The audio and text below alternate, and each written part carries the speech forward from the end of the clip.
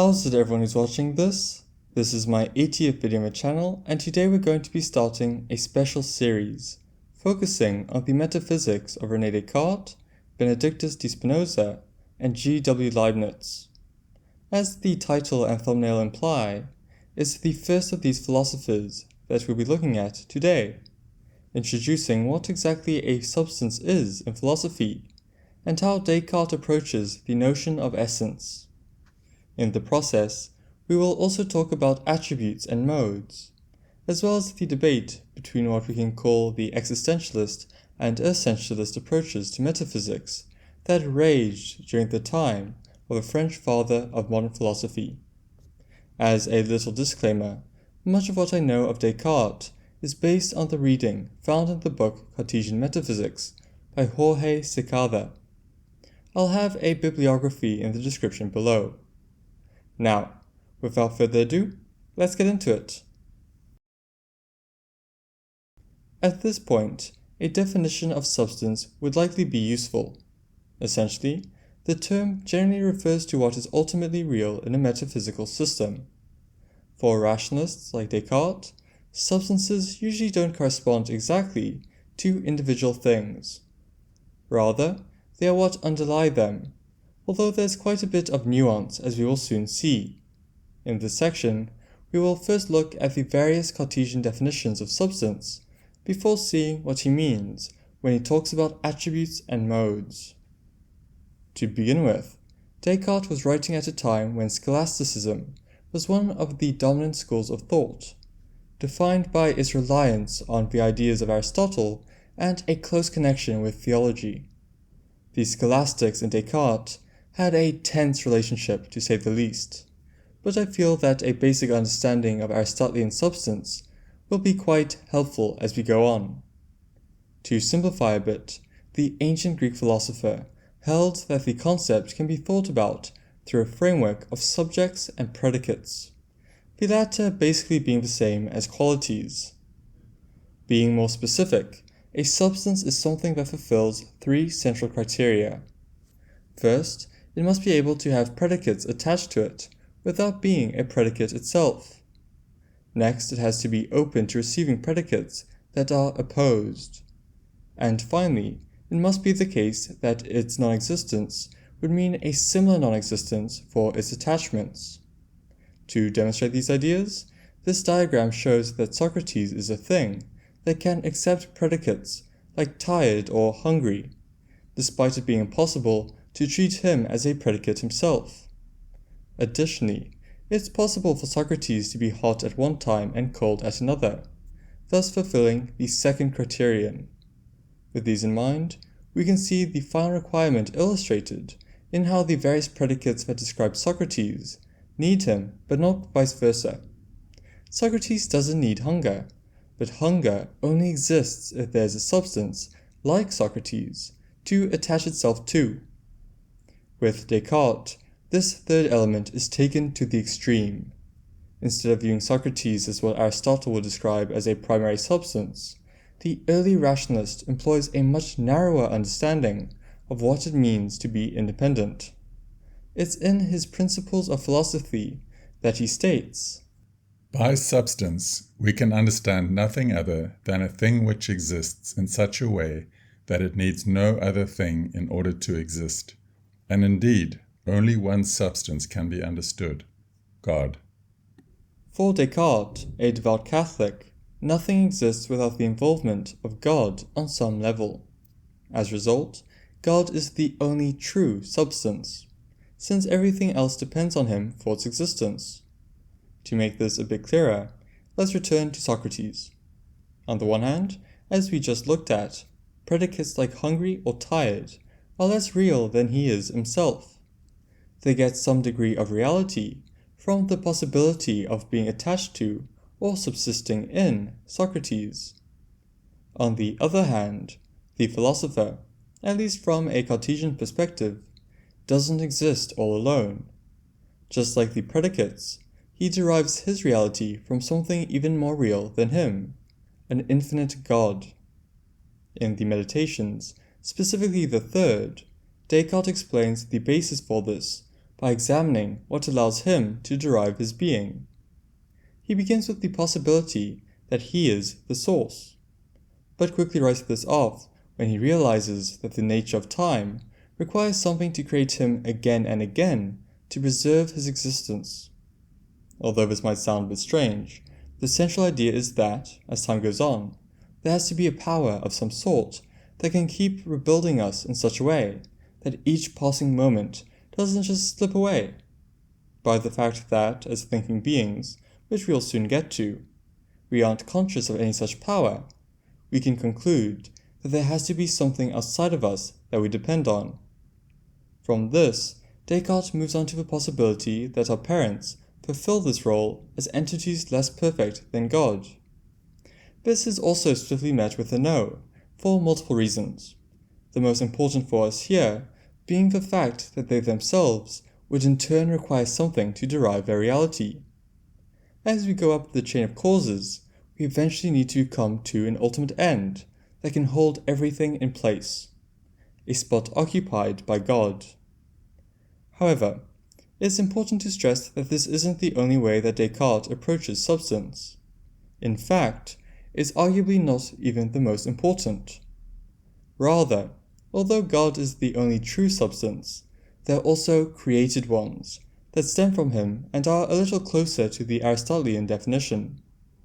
Borrowing from his replies to the second set of objections to the Meditations, we can say that everything in which something we perceive exists immediately, as in its subject, or through which something we perceive exists, and of which we have a real idea in ourselves, is called a substance. This second definition is probably the one most associated with Cartesian metaphysics, since it's what will eventually lead us to Descartes' dualism between the mind and the body. To give some background, although created substances are not quite independent in the same way that God is, they can still undergo predication, as suggested by the use of a word subject. This is where the Cartesian theory of attributes and modes comes in. Beginning with the latter, Descartes isn't always clear in his use of the term, but the central thread is that a mode is a modification of a substance that can vary without really changing its nature in any fundamentally important way. In the case of Socrates, these are the predicates like hot and cold that get their reality from him, but not vice versa. As you can see in this diagram, they thus form a bit of a hierarchy with the infinite substance of God and the finite substances he creates. To give a couple of examples, individual ideas and shapes are also modes. They don't alter what makes a substance, just some of their apparent features. However, things get a bit more complicated when we turn our attention to attributes. In some works, like his Principles of Philosophy, Descartes groups them and modes together as being exactly the same thing, albeit with some pretty important nuances. Whilst they can technically be placed under the same umbrella, the rationalist philosopher explains that attributes specifically correspond to the inherent aspects of a substance. As he states in a letter dated from either 1645 or 1646, I distinguish between modes properly speaking and attributes without which the thing possessing these attributes cannot exist.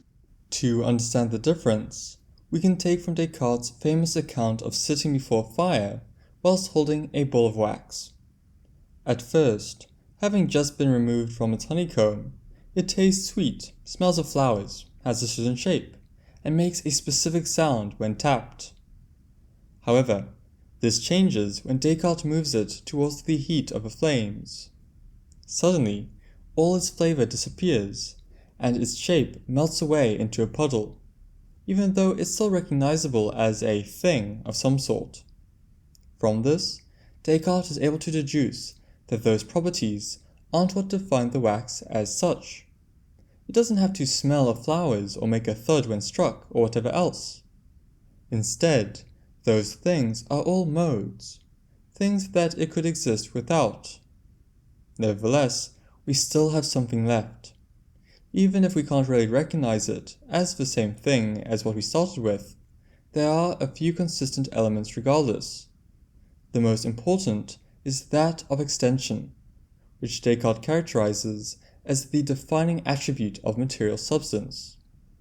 Whatever happens to the wax, be it melted, frozen, or vaporized, it can only exist insofar as it is extended in some way or another. In the Principles of Philosophy, this is why Descartes states, "Any substance is indeed known by any attribute, but each substance has only one principal property which constitutes its nature and essence, and to which all the other properties are related." By any attribute, he's including modes like shape and movement, whilst we care about the principal property of substance. Finishing up with the wax example, it can't be a ball, cube, or so on without having a length, breadth, and depth. Additionally, neither can it be chucked at the head of an empiricist walking by. The exact same thing is true of mental substance, which has thought as its principal attribute. Without being able to think, there's no way to make sense of sensations or imagination.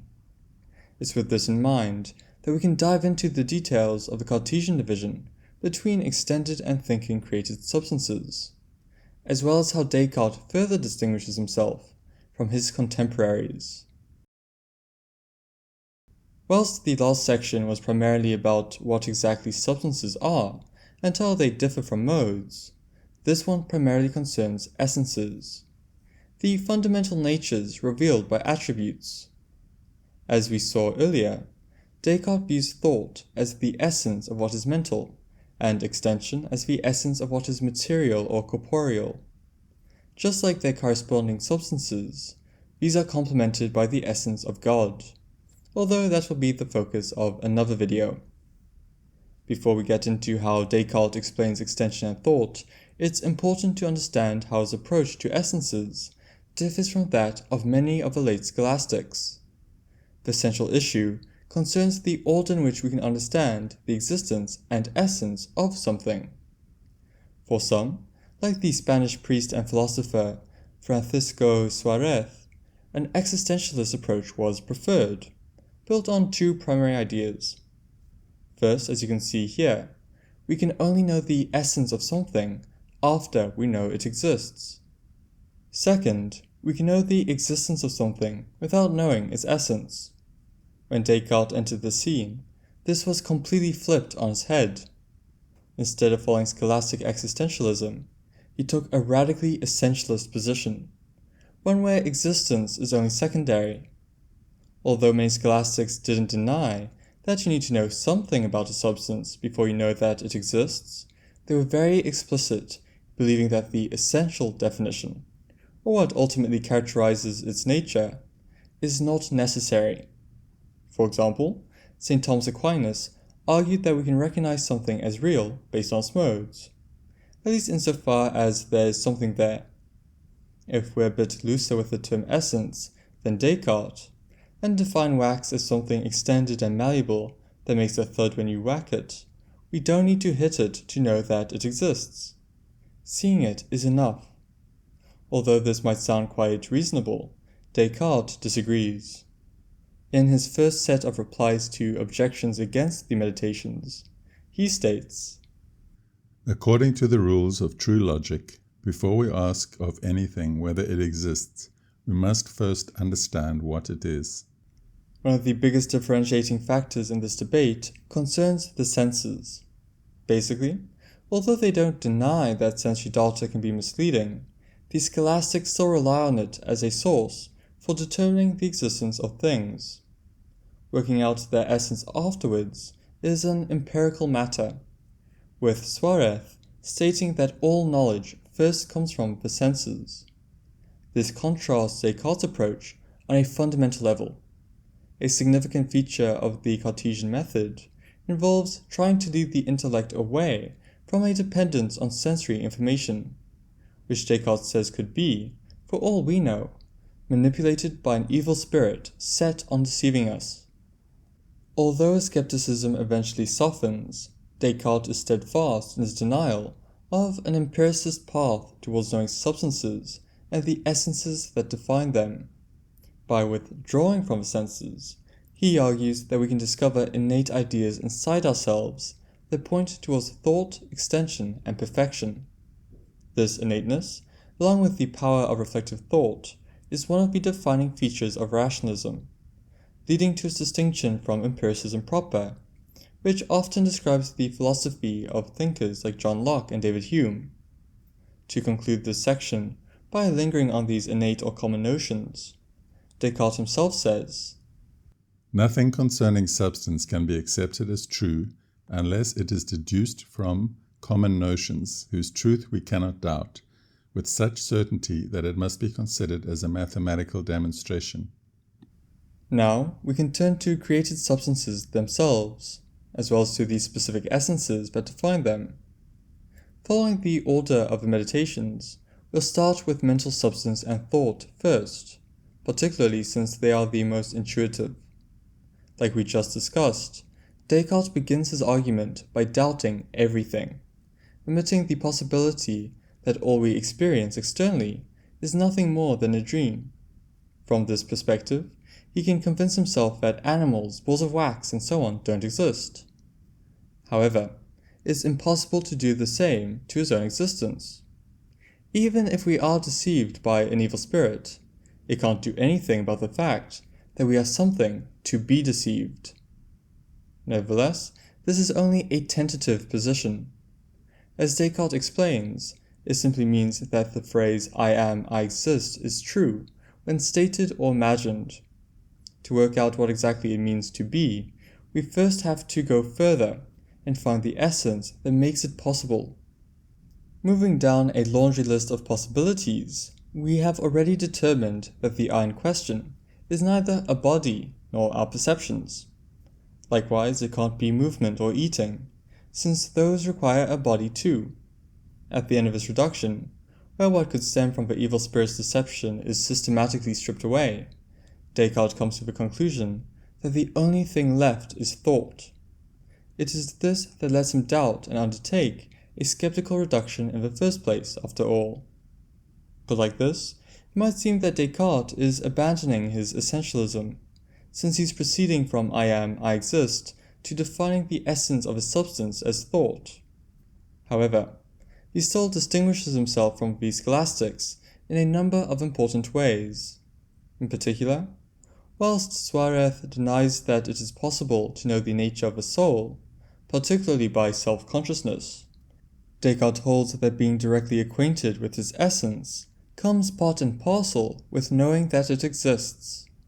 Returning to the claim "I am, I exist," the undercurrents of essentialism are clear when Descartes writes to fellow French philosopher Pierre Gassendi that "I am surprised that you should say that I distinctly know that I exist, but not that I know what I am or what my nature is, for one thing cannot be demonstrated without the other." Having established the attribute of thought and the substance of the mind, we can turn to modes.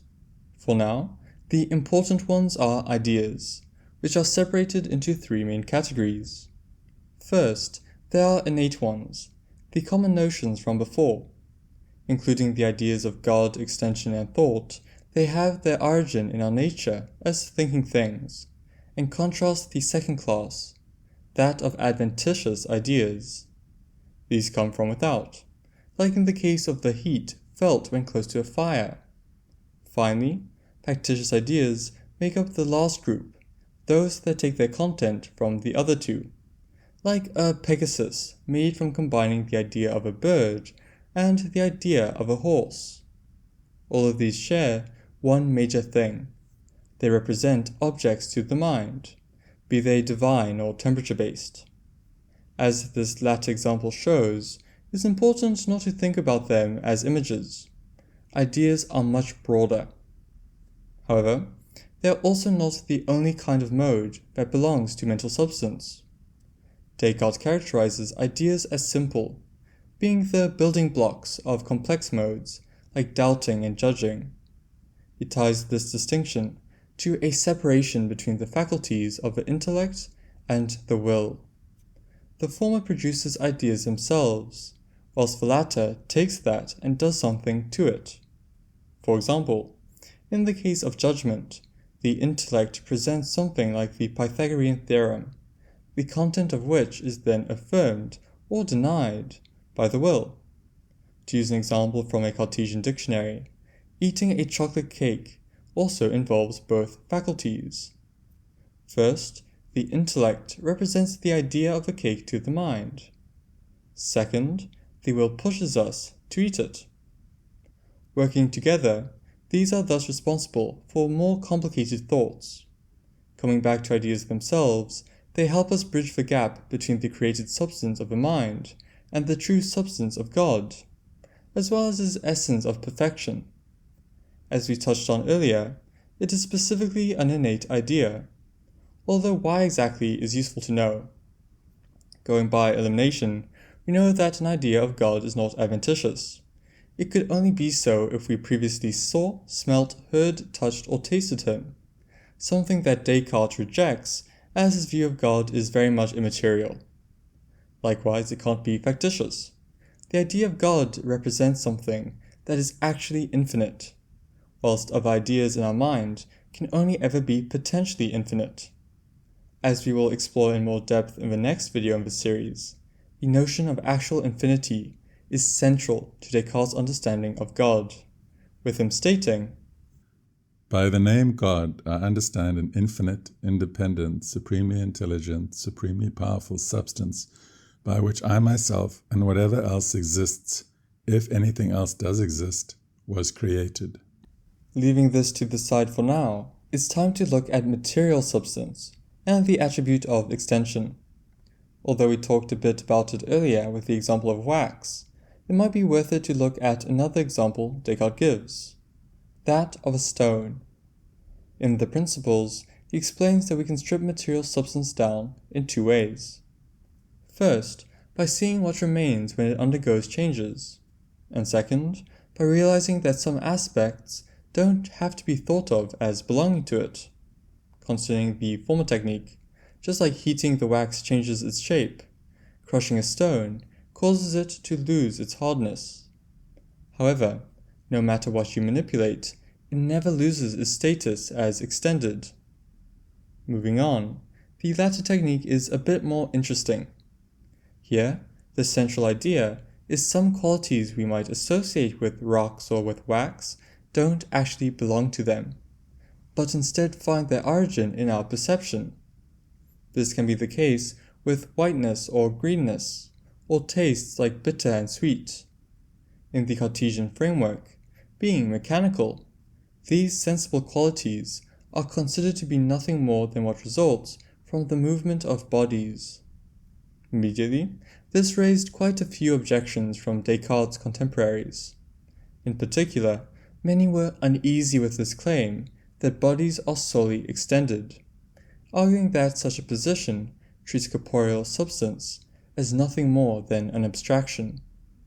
One of these objectors was Henry More, an English philosopher who thought that bodies have to have some sort of property that renders them tangible.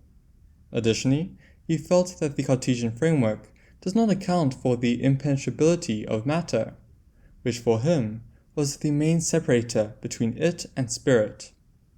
Descartes, who rejects the idea of tangibility on the grounds that matter exists outside of the senses, responded to More by stressing that although extension is the only essence of corporeal substance, this does not mean that it is its sole property. Like we talked about earlier, there are all kinds of modes that result from extension, like the shape of a wax or the hardness of a stone. Likewise, he considers impenetrability to be fundamental to extension itself. As Descartes writes in a letter, "It is impossible to conceive of one part of an extended substance penetrating another equal part without eo ipso thinking that half the total extension is taken away or annihilated." In his Principles of Philosophy, Descartes identifies a further two reasons why his claim that the essence of matter is extension might be rejected. First, some may believe that bodies have more extension when rarefied or made less dense compared to when condensed. Second, others might think that there needs to be some sort of container in which matter is placed. namely empty space. Beginning with the first, this is related to the Aristotelian idea that matter is, at the end of the day, basically unqualified by itself, whilst Cartesian extended substance is, by definition, at least extended. The notion of unformed prime matter, accepted by some scholastics, is not even that. Instead, basing their approach on the hylomorphic model, where individual things result from a form being applied to this prime substance, they held that the same matter can work for a bigger or smaller body, in the same way that it can be hot at one time and cold at another. Aristotle actually went as far as to write that increased extension is not from the addition of anything new, but simply the actualization of something potential. Descartes pushes against this by offering the case of a sponge. When it's filled with water, we don't say that its individual parts are denser than before. Rather, other bodies have filled its pores and thus stretched them out a bit more. From this perspective, extension is not simply a mode or accident that depends on the form that shapes corporeal substance. The two are inextricably bound together. Where things get a bit more complicated is with the position that there is no distinction between space and matter. Although many details of the Cartesian argument are only tangentially related to the essence under discussion, the main idea is that extended substance is not something that fills something else. On a fundamental level, it has its own dimensionality, which means that, through breadth, length, and depth, it constructs the very space that defines it. The barrier between space and what is extended falls apart when applying this lens, with Descartes himself concluding, "Thus it would be contradictory of us to conceive of a mountain without a valley, as to conceive of this concavity without the extension contained in it, or of this extension without an extended substance." It's on this note that we finish the first episode in our series about rationalist substances, having outlined Descartes' essentialist approach and the basic qualities of the mind and body. I truly hope you enjoyed or learned something, and if you feel I got anything wrong or wasn't as clear as I could have been, please do feel free to let me know in the comments so I can do better. Just as some news, I've also started a Patreon if you'd like to support the channel. I'll link it in the comments. Next time, we'll likely be looking at the concepts of intelligible extension and vision in God as developed by Cartesian philosopher and priest Nicolas Malebranche. Until then, bye.